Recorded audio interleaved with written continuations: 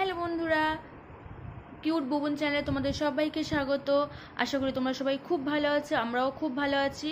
তো আজকে আমি বুবুনের কিছু সর্দি কাশি ওষুধ নিয়ে তোমাদের সঙ্গে শেয়ার করতে চলে এসেছি। তো তার আগে বলে দিই যে আমার চ্যানেলে যারা নতুন তারা প্লিজ আমার চ্যানেলটিকে সাবস্ক্রাইব করে দিও এবং অনেক অনেক শেয়ার করো। তো প্রথমেই যেটা বলবো, আমার প্রথমেই যে ওষুধটা আছে সেটা আছে মন্টেক এলসি কিডস। এই ওষুধটা খুবই একটা ভালো ওষুধ। তো এইটা একটা সিরাপ।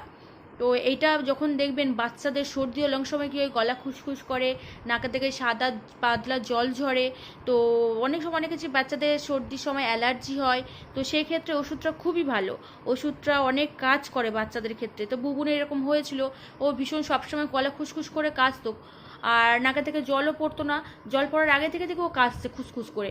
তো তখন ডক্টর এই ওষুধটা আমাকে দিয়েছিল, এটা খাওয়াতে ওর কমেও গেছিলো। খুবই ভালো একটা ওষুধ মন্টেক এলসি কিট ওষুধটা।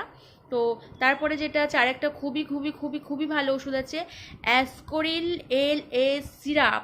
এটা হচ্ছে আর একটা খুবই ভালো ওষুধ।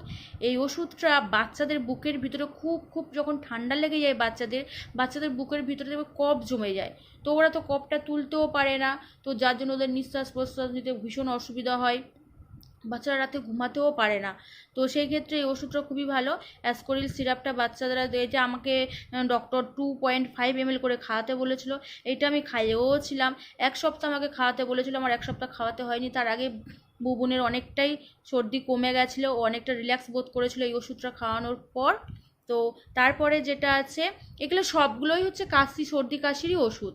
তারপরে আছে এটা অ্যামরোডিল সিরাপ। অ্যামরোডিল সিরাপটাও খুবই ভালো ওষুধ। এইটা যখন বাচ্চাদের হালকা ঠান্ডা লেগে যে সর্দি কাশিটা হয়, তখন এই ওষুধটা আমাকে ডক্টর দিয়েছিল। এটাও 2 ml করে আমাকে খাওয়াতে বলেছিল ওষুধটা। এটাও খুবই ভালো, বুবুন খেয়েছিল, খুবই ওর কমে গেছিলো। তো এখানে যে ওষুধগুলো দেখালাম, এই ওষুধগুলো প্লিজ তোমরা তোমাদের বাচ্চার উপর প্রয়োগ করবে না। এইগুলো আমার ডক্টর আমাকে দিয়েছিল, আমার বুবুনকে খাইয়ে আমি উপকৃত হয়েছি। তো সেই জন্য ভাবলাম তোমাদের সঙ্গে শেয়ার করি। তোমরা তোমাদের বাচ্চাদেরকে যদি খাওয়াতে চাও তো তোমাদের ডক্টরের সঙ্গে অবশ্যই এটা কথা বলে নিও। ওরা ডাক্তার যদি বলেন খাওয়াতে তাহলে খাওয়াবেন, নাহলে খাওয়াবেন না।